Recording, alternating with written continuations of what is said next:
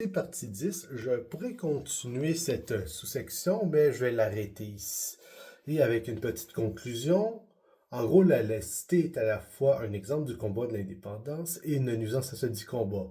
C'est un exemple car, même si c'est une erreur, contrairement à l'indépendance, ça reste un choix de société et qui a été fait démocratiquement car même si j'aime pas la CAQ, le gouvernement a été élu démocratiquement et la loi a été votée en assemblée.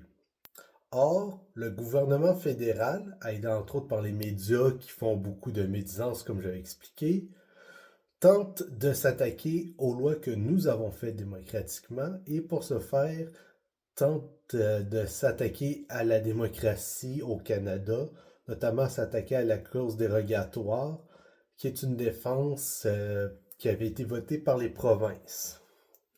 Pour ce qui est de l'aspect nuisance au combat de l'indépendance, eh bien, la laïcité est contre-productive vu que une des raisons de faire l'indépendance, c'est de protéger le patrimoine et par extension, la culture, la langue, les racines, les valeurs, mais nos racines qui remontent à France, c'est des racines catholiques. Nos valeurs sont des valeurs catholiques.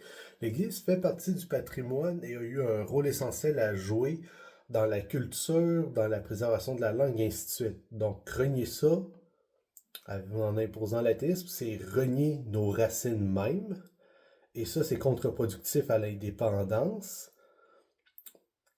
Et ça, sans oublier que malheureusement, ça cause renier nos valeurs catholiques cause un affaiblissement moral. Cet affaiblissement moral rend les gens plus faciles à manipuler et à dresser en hommes de paille pour les manigances des libéraux. Et d'ailleurs, la moins grande tolérance et amabilité. D'ailleurs, les Québécois sont très accueillants de base et on a plusieurs belles histoires d'aider des réfugiés, migrants et autres, mais malheureusement, avec l'avancée du culte, ça s'est dégradé.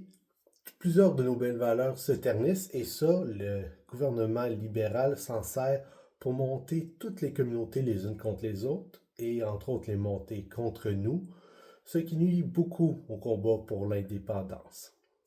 Et même dans un vue d'indépendance du Canada, le Québec doit quand même garder ses racines, vu qu'ultimement, c'est de battre les libéraux fédéraux qui sont des royalistes. Sur ce, bonne journée et à la prochaine partie.